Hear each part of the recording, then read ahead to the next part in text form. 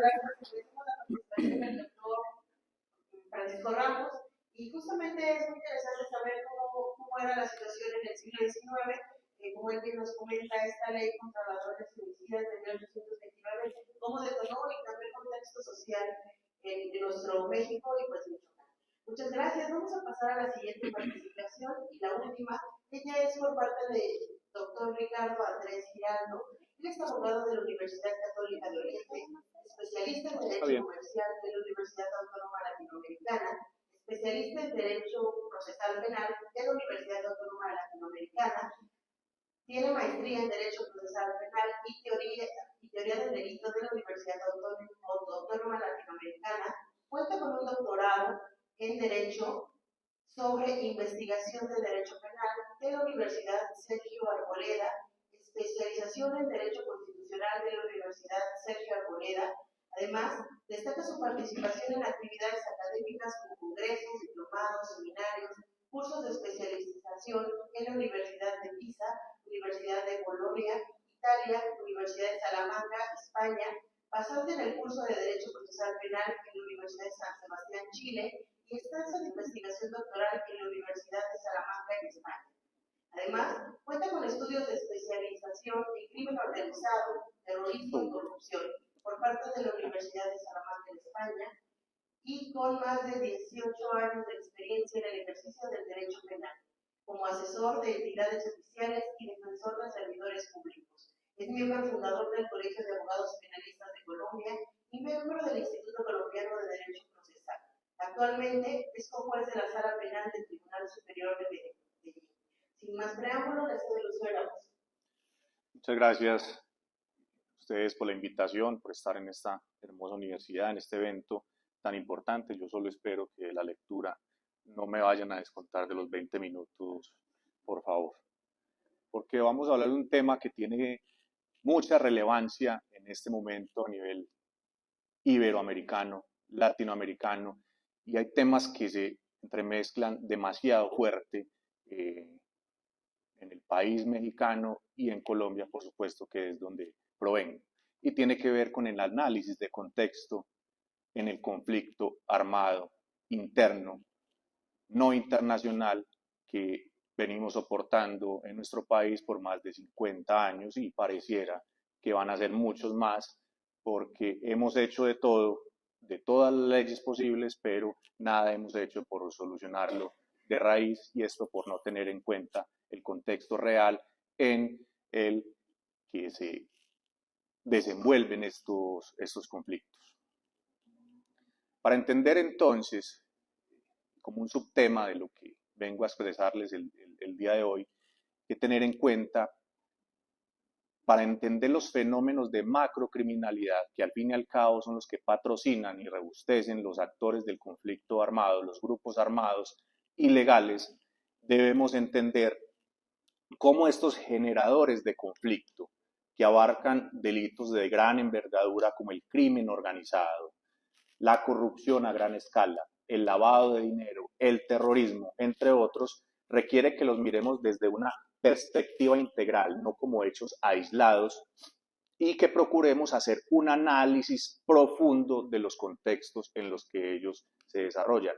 No es analizar el conflicto de una manera plana, porque no hay absolutamente nada plano ni simple que analizar en un conflicto armado no internacional, por lo menos en el que tenemos en nuestro país, que lleva alrededor de 50 o 60 años, y hemos tenido bastantes dificultades, más por la soberbia y el orgullo de los que han hecho procesos de paz incompletos, por no llamarlos de otra manera más fuerte. La construcción de contextos es fundamental para entender las dinámicas complejas y factores que contribuyen a la proliferación de estos delitos, de los delitos, por supuesto, de los que están enmarcados dentro de la macrocriminalidad, los crímenes de sistema, fenómenos delincuenciales transnacionales, entre otros, que a su vez son los generadores y los patrocinadores de los conflictos armados. En primer lugar, la construcción de estos contextos implica examinar, como lo decía el compañero que me antecedió en el uso de la palabra, el entorno histórico, socioeconómico, político y cultural en el que se producen esos fenómenos. Comprender las condiciones sociales y económicas como la desigualdad, la pobreza, el desempleo, la falta de acceso a servicios básicos, permite identificar las vulnerabilidades que pueden ser explotadas por los grupos armados que vendrían a ser una parte de los actores del conflicto armado no internacional. Analizar el entorno político y de la calidad de las instituciones es crucial para entender cómo la corrupción, la impunidad pueden facilitar el florecimiento de las estructuras armadas ilegales y la adhesión de las comunidades a esas estructuras de poder como un fenómeno de reciclaje de combatientes. ¿Cómo así que reciclaje de combatientes? Claro, cuando usted se desenvuelve en un entorno de pobreza, de desigualdad, de corrupción, donde el Estado no hace parte, donde nunca ha estado, donde nunca ha hecho presencia, pues lo que hacen estos grupos armados ilegales es engrosar sus filas con otros combatientes o con personas de la misma comunidad que no tienen otra forma de encontrar para subsistir que el engrosar estas filas de los actores del conflicto o grupos armados ilegales. Esta construcción de contextos implica comprender, reitero, las dinámicas sociales que influyen en la macrocriminalidad. ¿Por qué hago énfasis en la macrocriminalidad? Porque es imposible que un conflicto armado no internacional subsista y perdure en el tiempo si no es con la financiación de grupos de delincuencia organizada, macrocriminal y con actores que hacen una transnacionalización de las culturas y de las economías ilegales. Por ejemplo, en algunas regiones, la existencia de culturas de violencia o de corrupción arraigadas pueden dificultar los esfuerzos de lucha contra estructuras armadas o actores del conflicto. Lo anterior es muy propio de nuestro país, Colombia, en el cual llevamos más de 50 años de conflicto armado no internacional, el cual, según la Cruz Roja Internacional, existen al menos 7 conflictos armados no internacionales al mismo tiempo. Es decir, no tenemos 1 ni 2, tenemos 7 conflictos armados no internacionales en este momento en Colombia. Y eso tiene que ver necesariamente con todo Iberoamérica, incluso a nivel mundial. El contexto es ante todo el marco de los hechos. Y en esto quiero ser enfático en explicar algo luego.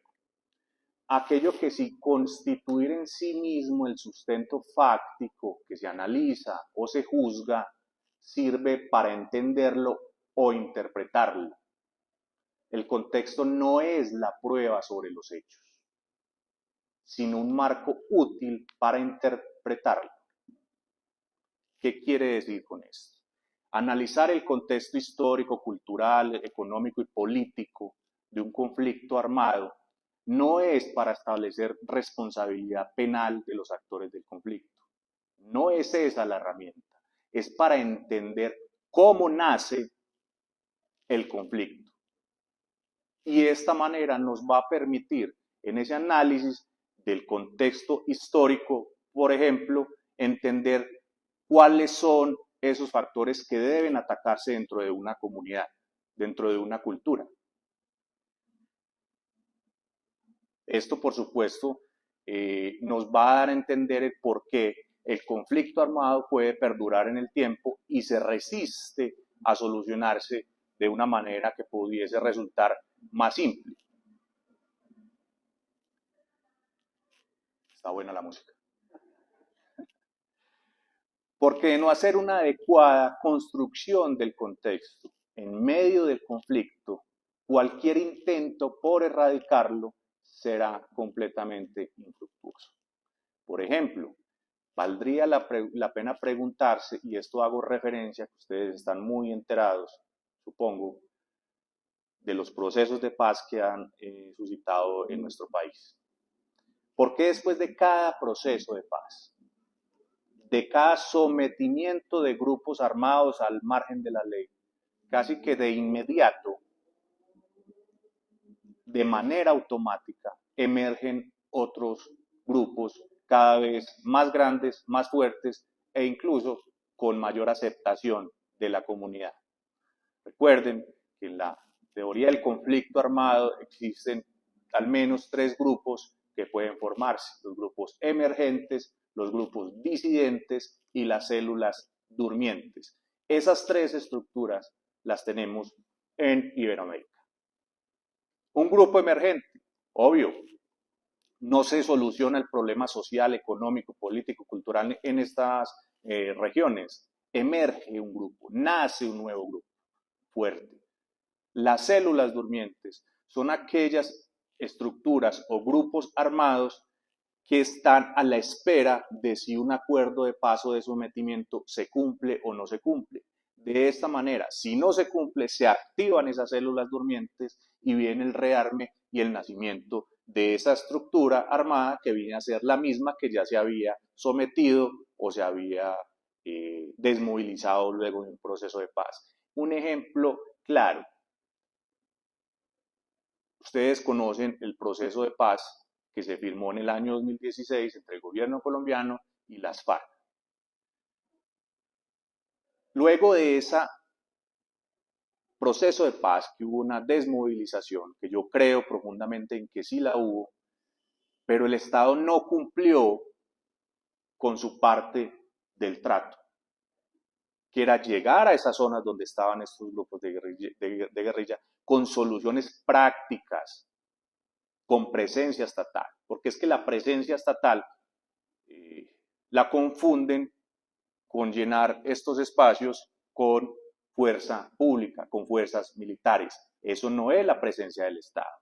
Eso puede ser una parte que puede garantizar la seguridad de esas regiones, pero eso no es la presencia del Estado. La presencia del Estado es llegar con soluciones de vivienda, de educación, con los servicios más básicos.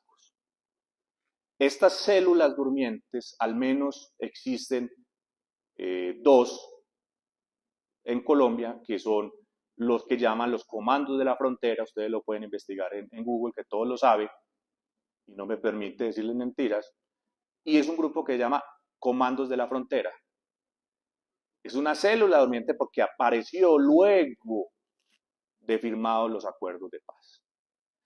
Esa célula durmiente, a lo que se autodenomina estructuras o comandos de la frontera, se aliaron con un grupo que es el de la Segunda Marquetalia. Estos 2 hacen parte del proceso de negociación incompleto que surgió entre el Estado colombiano y las FARC. No contentos con estos grupos, también existe otro grupo que es el de las disidencias de las FARC, que se llama el Estado Mayor Central de las FARC. Y ellos dicen ser disidentes porque no suscribieron el acuerdo final de paz. Se apartaron de ese acuerdo de paz. Entonces, al apartarse, vuelven y toman su bandera, la de las antiguas FARC, y se rearman. Esos procesos de paz, solamente hemos hablado de un grupo, de un proceso de paz, y lleva 3 grupos, uno emergente, otro disidente y una célula durmiente. Ahora, la importancia de la construcción de contexto radica en que nos permite ir más allá de una visión simplista de los delitos de macrocriminalidad o los que están enmarcados dentro de la macrocriminalidad, que son los principales financiadores del conflicto. Porque es que un conflicto, una guerra es muy costosa, vale demasiado dinero, no solo en recursos humanos, económicos, es muy costosa y es imposible financiarla si no es a través de la macrocriminalidad, no de los delitos que comentaba el profesor, de que salen y roban un camión que lleva víveres, no, eso no funciona así.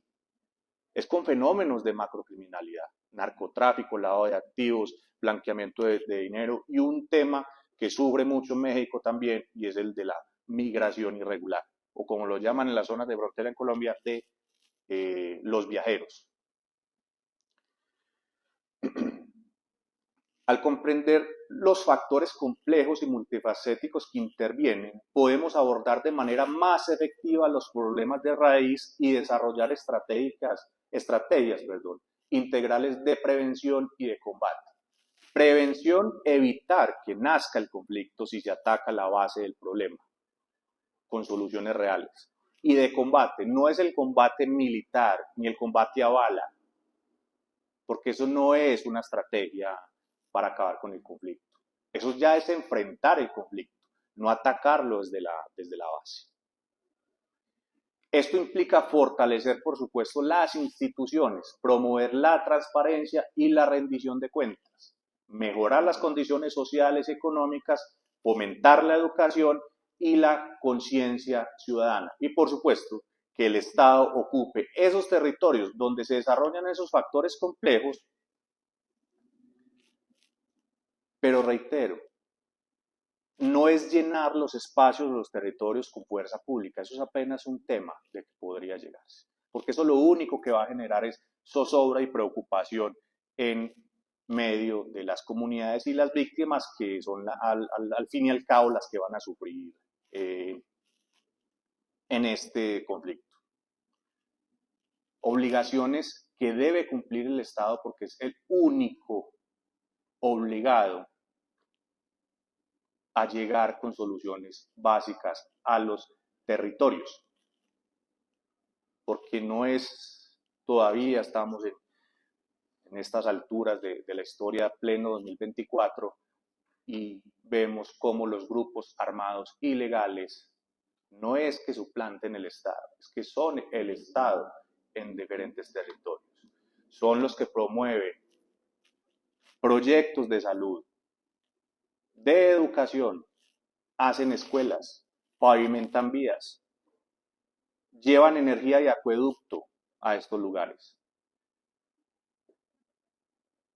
Sí, pero es que eso lo dicen todos los grupos. Claro, pero es que es verdad. ¿Por qué no lo hacen, no lo han hecho antes? Es que es una pelea, es la misma cantaleta, es el mismo discurso que llevan diciendo hace 60 años. Hace 60 años, sí. Pero entonces, ¿por qué no lo empezaron a solucionar desde hace 60 años? Es a eso a lo que al punto en el que quiero llegar. Ese análisis de contexto es el que nos va a permitir descubrir, levantar el velo y ver qué es lo que hay debajo del conflicto, el por qué nace. Porque yo no puedo creer, yo me resisto a creer que un combatiente raso al que le dan 1.000.000 de pesos, no sé aquí en pesos mexicanos cuántos será, muy poquito, de todas maneras, le paguen eso para que esté en el monte todos los días esperando a que lo maten. Cuando si tuviese la oportunidad de estudiar, de salir adelante, con absoluta seguridad que su suerte sería diferente. No sé cómo estoy de tiempo. ¿A media hora listo? Ah, bueno, 3 minutos, no hay problema. Siempre será importante conocer de dónde vienen los conceptos para evitar, si se quiere, desacuerdos profundos, que en el caso del conflicto armado no internacional solo generan confusión, agudizando el odio entre combatientes, la comunidad y las víctimas. Pareciera exagerado decirlo, pero una cosa es lo que se percibe a través de los medios de comunicación tradicionales y otra sustancialmente diferente lo que se escucha y lo que se ve en los territorios afectados por un conflicto armado.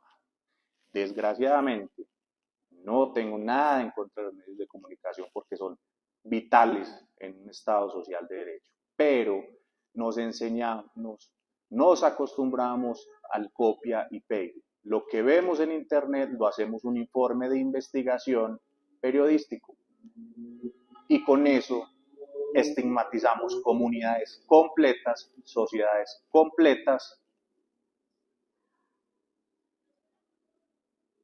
aumentamos el odio y la desconfianza no solo de los grupos armados ilegales, sino de la comunidad en el mismo Estado.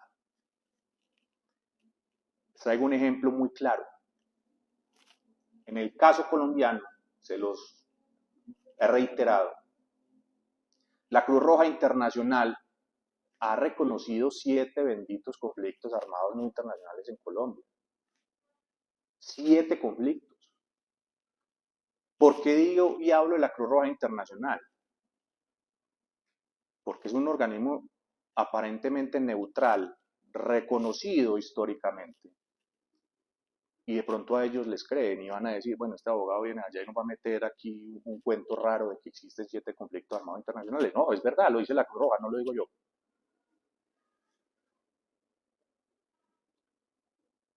Dentro de este desarrollo del conflicto armado no internacional, de los 7 conflictos armados, existe un grupo muy importante que yo sé que lo han escuchado con absoluta seguridad. Y se han empecinado en denominarlo de una forma despectiva, aumentando la separación y la división entre comunidad, grupo armado y Estado, cuando debería ser todo lo contrario. Y llaman a este grupo Clan del Golfo.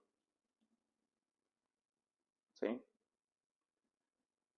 Supuestamente, anteriormente era el gran protector de los carteles mexicanos.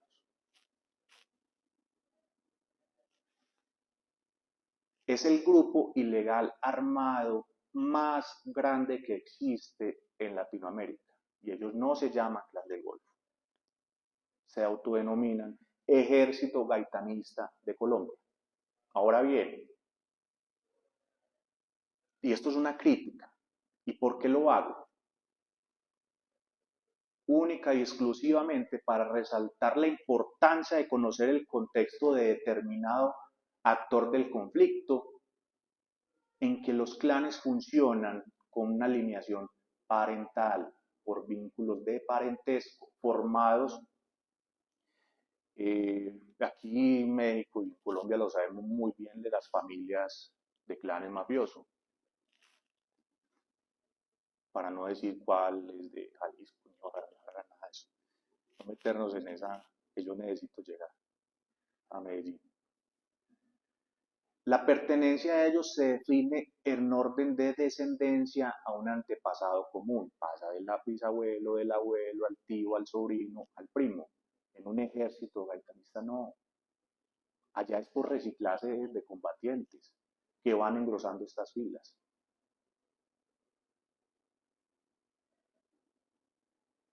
El Clan del Golfo, entre comillas, como lo llaman, ya con esto voy a terminar, es un término de ficción mencionado en una directiva, que es la Directiva 0015 del 2016 del Ministerio de Defensa Nacional, un acto administrativo, que lo único que sirvió era para caracterizar y enfrentar a los grupos armados, y los dividió entre grupos armados organizados y grupos de delincuencia organizada. ¿Cuál era la diferencia de ese dispositivo normativo? Era únicamente establecer a quienes se podía bombardear, que eran los grupos armados organizados, y a cuáles no se podía bombardear, que eran los grupos de delincuencia organizada, que eran estas estructuras armadas de las grandes ciudades.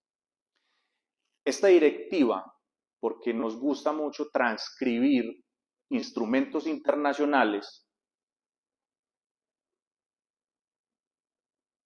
cualquier desprevenido la lee y dice, no, esta directiva está en consonancia con todas las convenciones de la ONU y de organismos internacionales.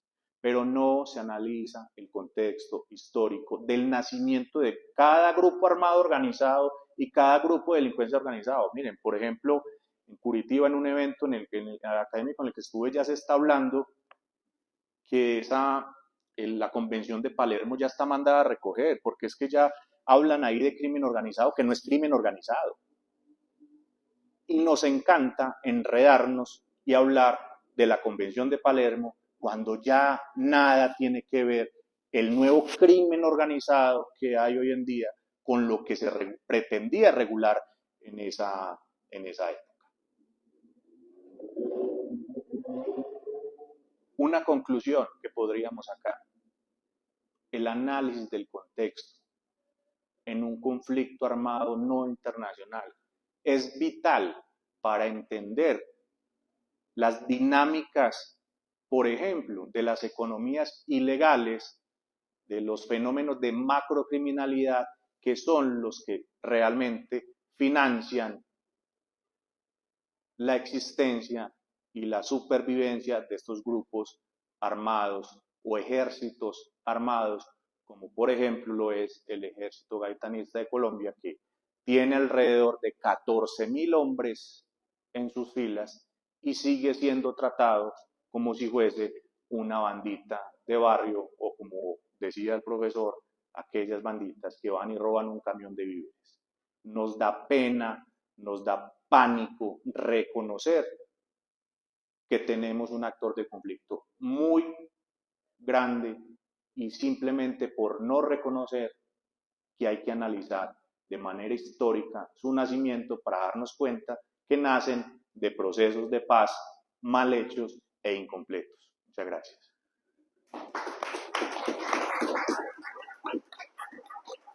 Agradecemos la participación del doctor y nada, únicamente rescatando las palabras que él nos señalaba referentes a analizar el contexto social para identificar las vulnerabilidades justamente y evitar que sigan creando estos grupos. Muchas gracias. Sin duda, los tres ponentes grandes personalidades tenemos el día de hoy y nos gustaría escucharlos más, pero el tiempo nos apremia. Agradecerles a todos el día de hoy que nos hayan acompañado en este Congreso Internacional de Ciencias Jurídicas e invitarlos a que nos acompañen mañana a las 9 de la mañana, que empezamos con las mesas de trabajo. Muchas gracias a todos.